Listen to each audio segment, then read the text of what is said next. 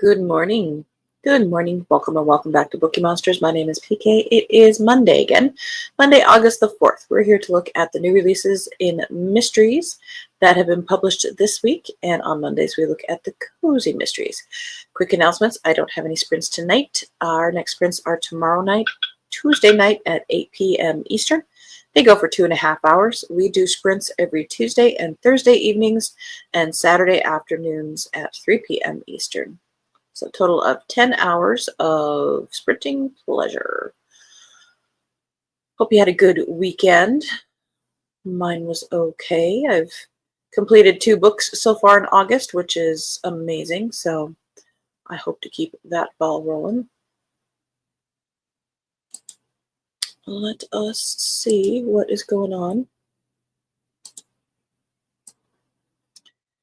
here in Cozy Mystery Land.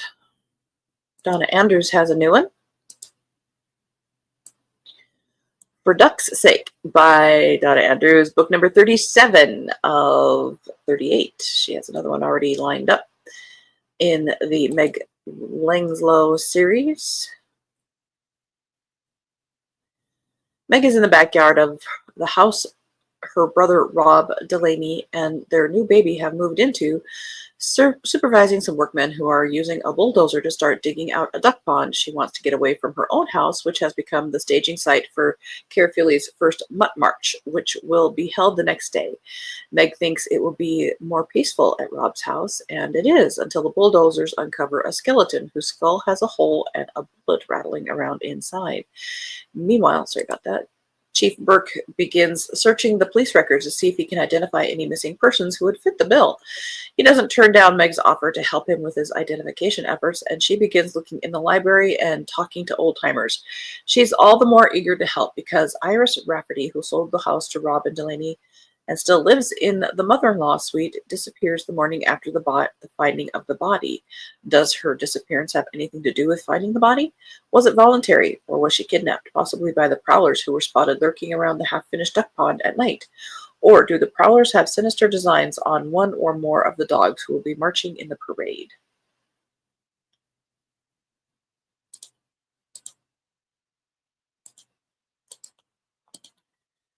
Ellen Crosby has a new one in her Vineyard series. I have read, I'm probably about, now at this point, maybe slightly over halfway. I've been reading it. I had read it as each one was being published and then, fell off. Kim says, good morning. Good morning. This is Deeds Left Undone, 13th in the Wine Country series. When a vineyard accident during harvest season that leaves Lucy Montgomery without a valuable employee, it's her worst nightmare. But before she can search for a replacement, there's more bad news. Paul Merchant, her winery manager's husband, is found dead at the bottom of his swimming pool. Police ruled Paul's death an accident, but his wife insists he was murdered because of his leadership of Don't Pave Paradise, a conservationist group lobbying to keep the region's beautiful country roads unpaved. And 6 weeks ago, Paul's predecessor also died under mysterious circumstances. As Lucy is drawn into investigating Paul's death, she discovers more than one motive for the crime and more than one person in their close-knit community who wanted Paul dead. And when she finds an old photo of a beautiful local heiress who died tragically in a fire 80 years ago among Paul's papers, she starts to wonder if the modern-day crime might have its roots in the past. Either way, someone is determined to make sure Lucy, who's agreed to continue the work of Don't Pave Paradise, hits a dead end before she even gets started, even if it means committing murder again.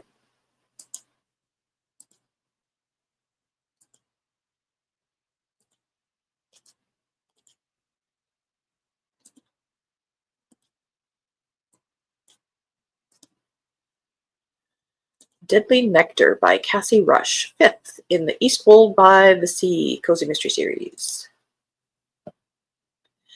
Reverend Alina Maricott finds herself embroiled in a murder investigation once more when the leader of the local commune, Blessed Dawn, dies from a bee sting. Initially, his death appears to be a tragic accident, but soon evidence suggests foul play. As Alina digs deeper into the secretive world of the commune, disturbing secrets emerge. With the support of Fitz, her trusty sidekick, and her detective inspector boyfriend, Richard Laidlaw, The team discovers that the charismatic commune leader was not the man he appeared to be. His commune expansion plans were not universally supported.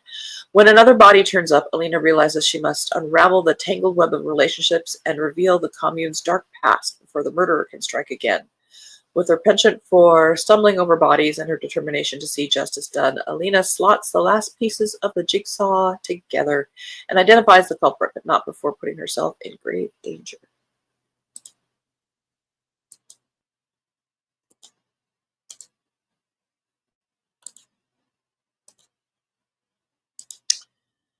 The Case of the Curved Staircase by S.K. Durbin, second in the Macaroni on Wheels mysteries.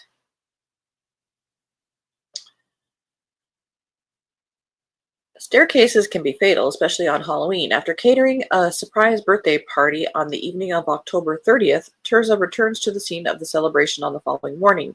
Instead of being greeted by the happy party host, Tirza discovers a dead body at the bottom of the curved staircase. Not again. And this time, Tirza's amateur detective skills are landing her directly into personal danger. She would rather be using her chef's knife than have one pointed at her face. As the feisty Italian caterer continues to fill her free time solving crime, she runs headfirst into a new detective. Unlike Nicholas Garza, the detective now in charge considers Tirza a hindrance instead of a help. Fortunately, Jacob Radovan, the medical examiner, continues to be Tirza's ally. There is also an unexpected wedding, and a lot of blurberage there. All right. End of row one.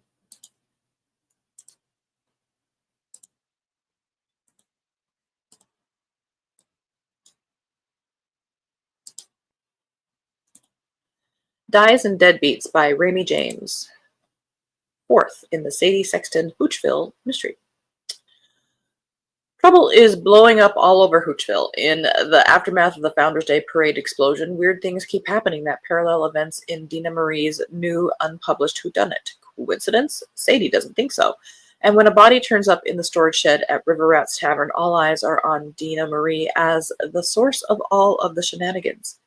While Sadie's focus is on finding Dina Marie's manuscript copycat, most everyone else in town is too enamored with Hoochville's new roller derby team, the Intoxicators, to even care. As Sadie's investigation starts to heat up, suddenly the coach and some of the players of the newly formed team aren't looking so innocent. But it appears Sadie's going to have to jam her way through an entire roller derby team to find out the truth. Can Sadie block the murderer's game plan and whip up enough evidence to take the heat off Dina Marie and put the killer in the penalty box too? I have seen a roller derby game. It is strange. I imagine it's more fun to play than to watch.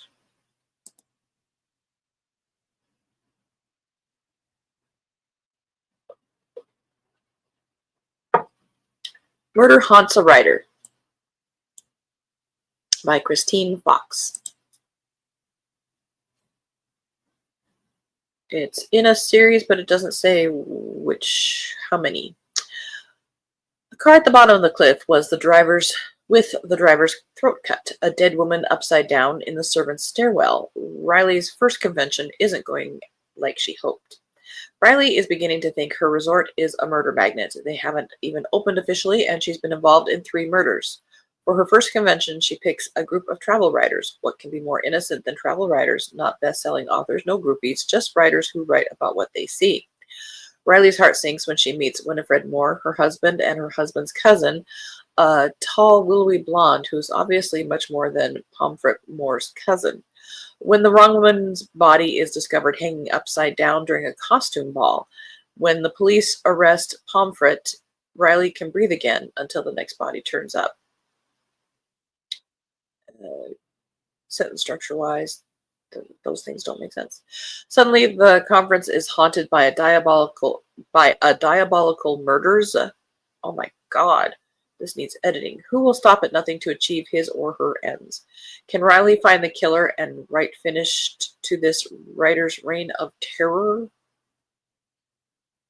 Wow, somebody needs help.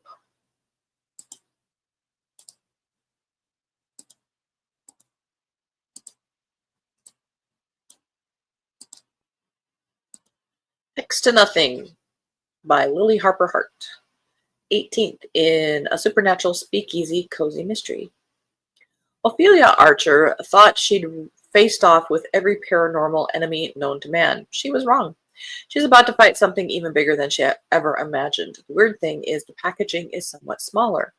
When at a carnival parade, goblins descend and take Ophelia and her fiancé Zach Sully by surprise, the attack is quick and brutal. When the dust clears, one of New Orleans' richest men is dead. Was that an accident or by design? As Ophelia and Sully start digging, they find a tangled web of deceit. The goblins have been in New Orleans before, but they were driven out by a magical contingent of vampires, as they do. They have no intention of leaving again. On top of that, their king has decided he needs a wife. He wants that wife to be Ophelia. Seriously. As Ophelia learns about the past, she starts worrying about the future. Can she fight off an entire army of goblins and keep those she loves safe? The war is on, and only one side will come out victorious. Who will it be, the Goblin King or the French Quarter's favorite witch?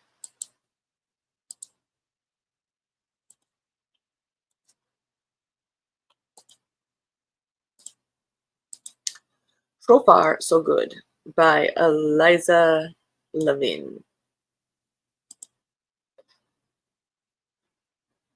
Ava Goldberg thought she had her hands full running Cafe Arcana, keeping her tarot business afloat, but when the high school football commentator is murdered in the press box at halftime, right in the middle of the homecoming game, Shiloh is thrown into chaos. Unfortunately for Ava, two of the main suspects are way too close for comfort.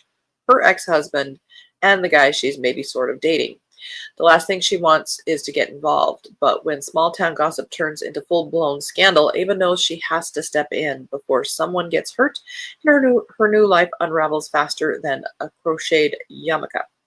Between navigating awkward Rosh Hashanah dinners, second-guessing her love life, and tracking down a killer, Ava's holiday season is about to get a little more meshuggah and perhaps a lot deadlier.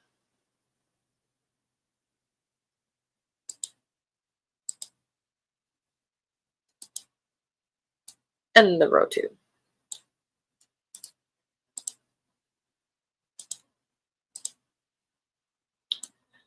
The Dead Come to Stay by Brandy Shillis.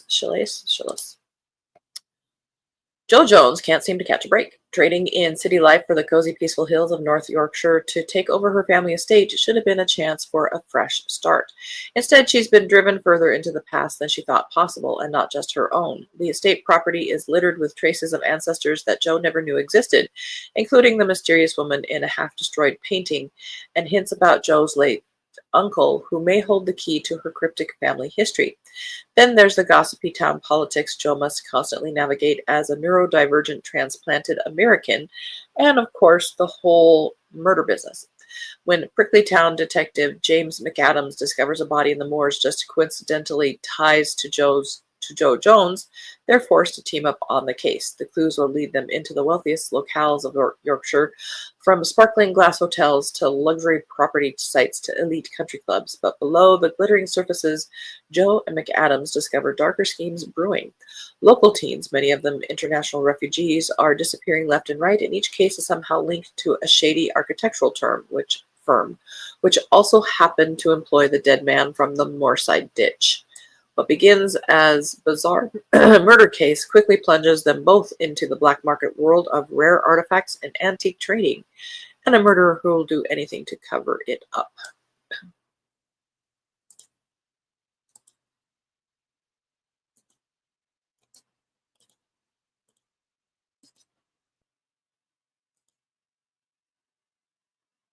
Send me that title, please. Which one? Cajun?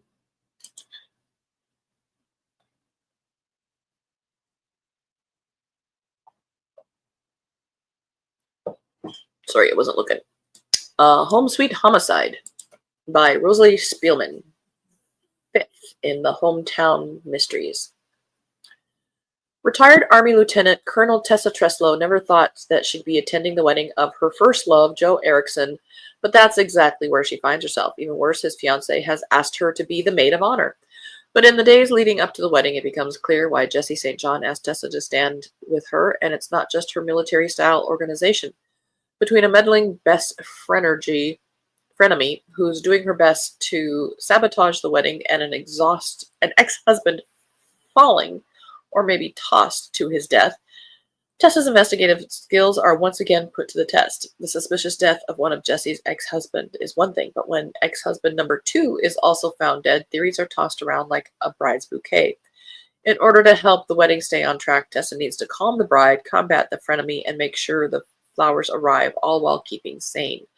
Despite a state detective being brought in to solve the case, Tessa is forced to fight to keep the ones she loves and her home sweet home safe from the most diabolical killer she has faced yet. And I forgot to click on it. Sorry about that. We'll give it its moment. Oh, the Jewish one. Gotcha. Oh, Kim says the injections start today. Okay, good luck with that. Kendra says the Jewish one. Okay, let me get back there. I believe it's so far so good.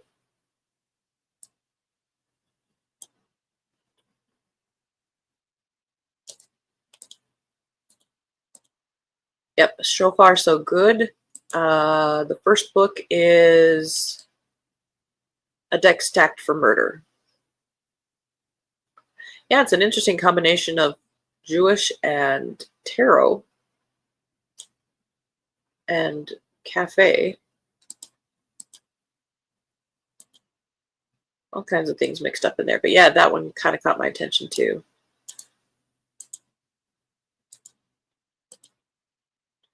Death Before Decaf, second in the Strife After Death series by Mara Webb. Being mostly dead is no excuse to slack off on murder investigations. Cora Hart had plans for her life, none of which included being trapped between life and death by a coven of ancient witches. Their offer is simple: solve murders, get her life back. Next up, finding out who killed Lily Hawthorne, the beloved owner of Leap Point's most enchanted tea shop. There's no time to be an introverted loner anymore, so Cora dives into a mystery steeped in botanical secrets and bitter rivalry. But in a town where everyone has something to hide, sorting the innocent from the guilty is harder than brewing the perfect cup of tea. Between a pushy real estate developer, a suspiciously helpful ex-boyfriend, and a rival herbalist with a deadly green thumb, Cora has her hands full, and time is running out. If she can't crack the case, she'll be stuck in limbo forever, and Lily's killer will remain free to strike again. At least being semi-deceased means you can't die twice, right?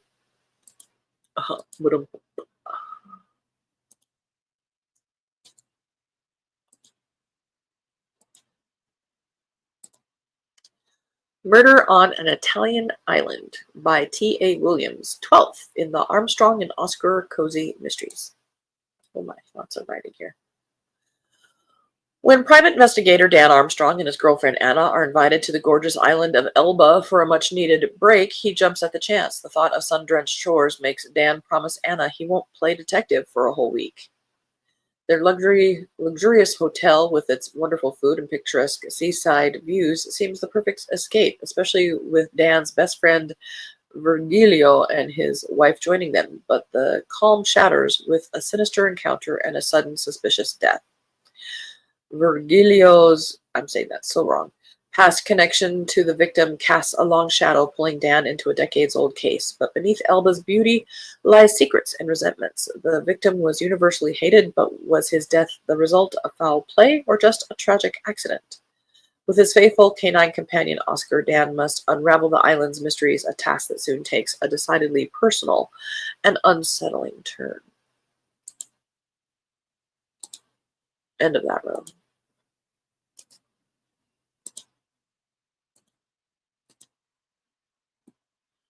A Death for the Records, a North Dakota library mystery. Third in that series by Ellen Jacobson. Thea Olson is beyond excited that her grandfather's enormous ball of twine might set a world record, but not everyone in the quirky town of Y, North Dakota shares her enthusiasm. When a body turns up in Grandpa Olson's barn, it's clear someone is willing to kill to keep the twine out of the spotlight, and Thea's grandfather is the prime suspect.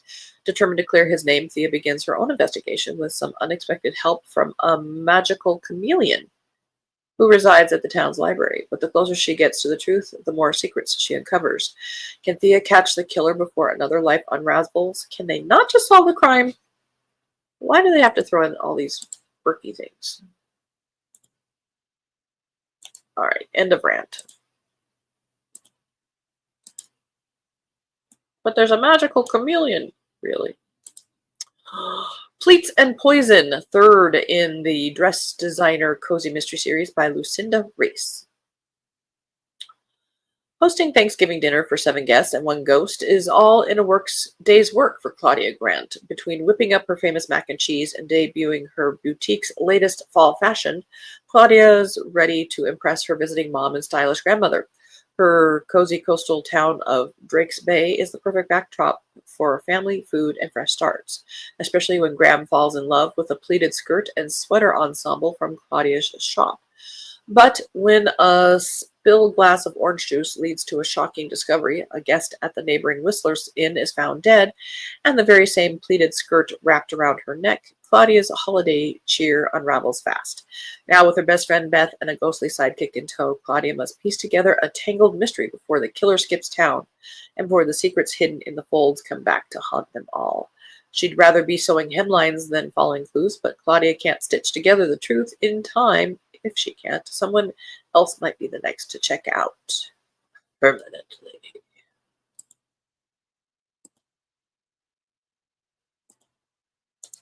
Bell's about to ring, but we'll do one more quick one.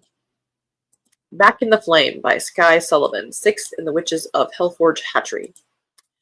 While visiting a Florida resort on its opening weekend, Elsie and Zippy are supposed to be finding the skunk ape. Instead, they find a dead body, a cast of B-list celebrity suspects, and more motives than mosquitoes.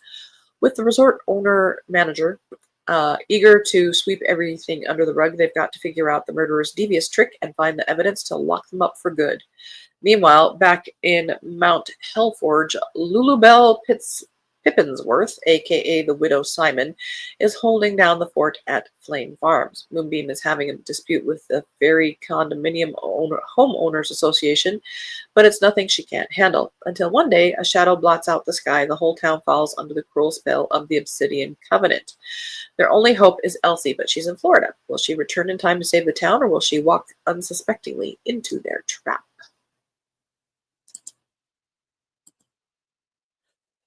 Excuse me. Well, that will get us started for the week.